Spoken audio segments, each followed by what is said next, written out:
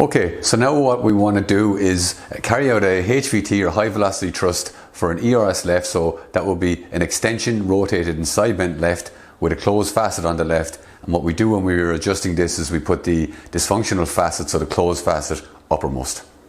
So my patient is lying in the supine position, and the first thing we'll do is ask her to just turn on your side please and face me. So we're adjusting a extension, side bend and rotated left, so L4. So my fingers here on L4. First thing I'm going to do is I'm going to flex the hips and knees up until I can feel motion at that movement. Okay, I'm going to ask you to straighten your lower leg fully. I'm going to bring it into flexion because it's an extension lesion. Create a barrier. I'm going to drop the foot of the dorsum of the foot of the upper leg into the popliteal surface of the lower leg. I'll change my hand position. I'm going to put my middle finger here just at the L4, just for palpatory purposes. I'll place your hand on your hip there like that.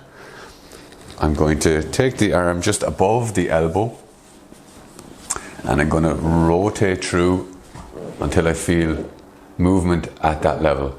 Could bring in a little bit of flexion because it's an extension lesion. So I'm working into the barriers all the time. Because she's hypermobile, I'll ask her to hold the elbow. If she was very tight, I might ask her to hold here.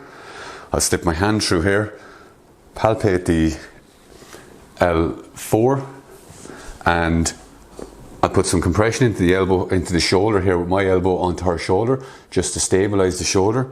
I'll put the dorsal aspect of my forearm along her iliac crest.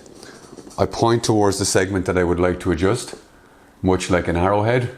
And because it is a locked closed facet here, I want to use primarily a rotary motion or vector to separate the facets and open the facet.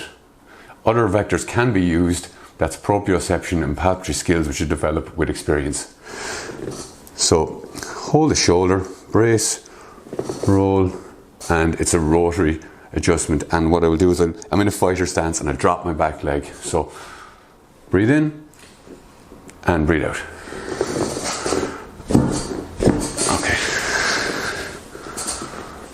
And that is an adjustment for an ERS left locked closed facet on the left side.